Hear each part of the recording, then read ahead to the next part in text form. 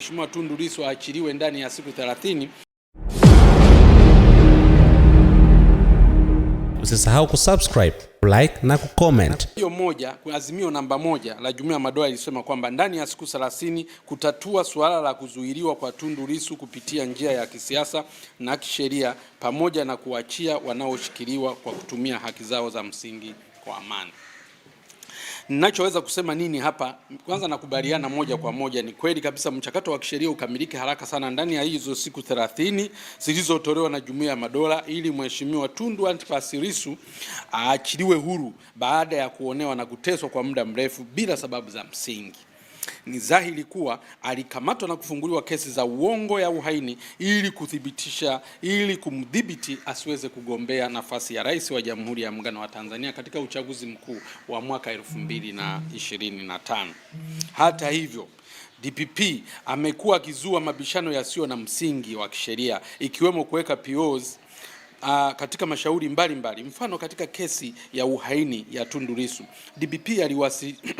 DPP aliwasilisha notes ya nyongeza ya ushahidi, the notes of substance of evidence chini ya kifungu cha 308 cha sheria ya mwenendo wa makosa ya jinai, jambo ambalo lilikataliwa na Mahakama Kuu tarehe 24 Februari 2026, lakini mkurugenzi huyo wa mashtaka hakuridhika. Aliwasilisha maombi hayo ya marejeo katika Mahakama ya Rufani kupinga uamuzi wa Mahakama Kuu, ambapo mnamo tarehe 30 Julai 2026 Mahakama ya Rufaa chini ya jopo la majaji watatu wakiongozwa na Mheshimiwa Jaji Mwarija wametupilia mbali madai ya DPP na marejeo na kuthibitisha uamuzi uliotolewa na Mahakama Kuu kuwa ulikuwa ni uamuzi sahihi na ubaki hivyo. Wananchi wengi wanaendelea kukamatwa na kubambikizwa kesi za ugaidi na uhaini na kusota mahabusu ya vituo vya polisi na magereza kwa muda mrefu. Mfano, hivi karibuni tukio la mwanachama wa CCM kutoka wilaya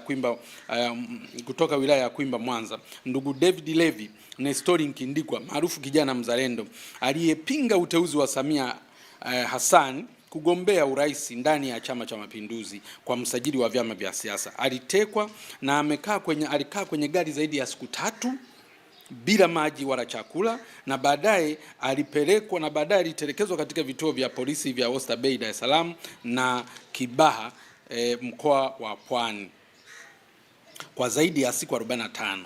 Sasa anasota mahabusu bila kupata haki yake ya dhamana, bila kupata huduma, bila kupata msaada wa kisheria na bila hata kufikishwa mahakamani, huku makosa yake yakiwa hayajaelezwa bayana, huku makosa yake yakiwa hayajawekwa bayana hadi leo.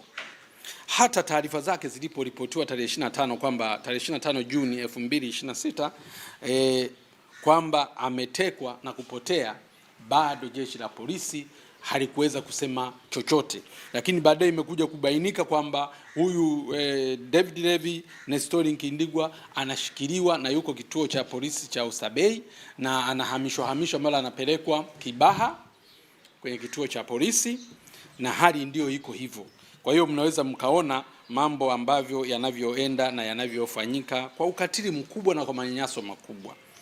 Lakini hatujasahau tukio la mchungaji Dr. Godfrey Malisa ambaye naye alipinga uteuzi wa Samia kuwa mgombea kupitia CCM katika Mahakama Kuu ya Tanzania na baadaye Mahakama ya Rufaa, ambayo hii nimekuwa nikirudia mara kwa mara, lakini ilipofika Mei naye alipokuwa amekamatwa na kushikiliwa kwa muda mrefu zaidi ya miezi 6, lakini baadaye sasa mahakama ilipofika Mei 2026 ilimwachilia huru na kufuta mashtaka yake na kwamba hakuwa na hatia. Kwa hiyo naye alikamatwa tu ili kwa sababu ya chuki zile za kumshtaki Samia mahakamani na Mahakama Kuu na baadaye Mahakama ya Rufaa, basi unakamatwa unawekwa kwa sababu yeye ni mtawala na anayo mamlaka ya kufanya hivyo, anafanya hivyo.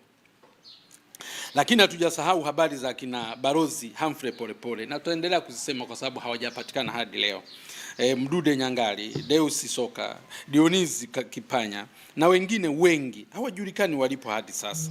Tume ya Jaji Chande iliainisha ripoti ilionyesha kwamba katika kipindi cha miaka 3 kuelekea uchaguzi mkuu wa mwaka 2025 watu waliokuwa wamekamatwa na kushikiliwa watu waliokuwa wamepotea walikuwa ni 758 na kati yao 245 hawajulikani waliko hadi sasa. Na katika 245 sina mashaka kwamba majina hayo ya kina Humphrey Polepole yamo, kina Soka kama nilivyoyataja hapa, kina Dionis Kipanya, wote akina Mdude Nyangali wote wamo humo katika idadi ya watu 245. Kwa hiyo maana yake nini? Nasema haya katika hilo azimio namba 1 linalosema kwamba azimio namba 1 linalosema kwamba Mheshimiwa Tundu Lissu aachiliwe ndani ya siku 30, lakini pia na wengine